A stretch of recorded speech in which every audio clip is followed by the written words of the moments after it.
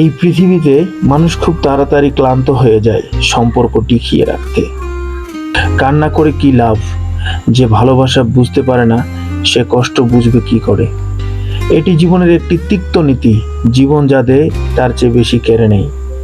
মিথ্যে সকালের ঝিলিক ভালো লাগে না, এখন অন্ধকারে থাকতে অভ্যস্ত হয়ে গেছি। সূর্যোদয়ের পরেও যে ঘুমিয়েছে সে নিশ্চয়ই সারা রাত তোমার স্মরণে কেঁদেছে।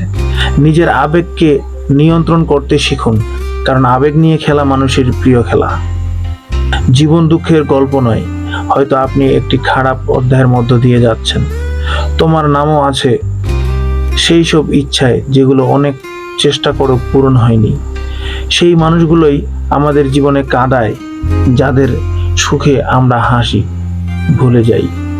কাঁচ ফাটলো এর চেয়ে ভেঙে গেলে ভালো হয়, কারণ ফাটল না বাঁচতে দেয় না মরতে দেয়। সে আমার সাথে তার ইচ্ছা অনুযায়ী কথা বলে এবং আমি এতটাই পাগল যে তার ইচ্ছার অপেক্ষায় থাকি। প্রতিটা মানুষই লড়ছে, কেউ অন্যের সাথে, কেউ নিজের সাথে। তোমাকে আবার হারানোর চেয়ে হয়তো তোমাকে না পাওয়াই ভালো।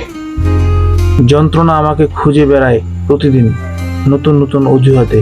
সে আমার প্রতিটা হদিস জেনে গেছে। আমিও দেখতে চেয়েছিলাম আমার ভাগ্যের পাতায় কি লেখা আছে।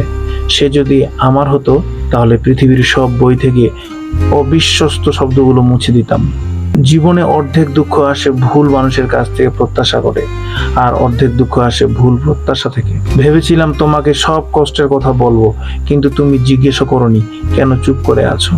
ঠকানোর জন্য ধন্যবাদ। তোমার সাথে দেখা না হলে পৃথিবীটা বুঝতাম না। সে তার একটা অভ্যাসও বদলাতে পারেনি, কেন জানি না, তার জন্য সারা জীবন বদলে দিয়েছি।